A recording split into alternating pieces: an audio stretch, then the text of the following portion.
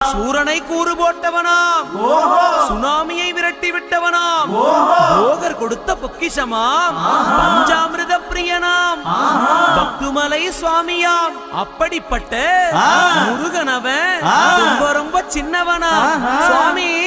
சின்ன சின்ன முருகைய சிங்கார முருகைய கொஞ்சி கொஞ்சி தமிழ் பேசும் செந்தில் வடிவேலனவ.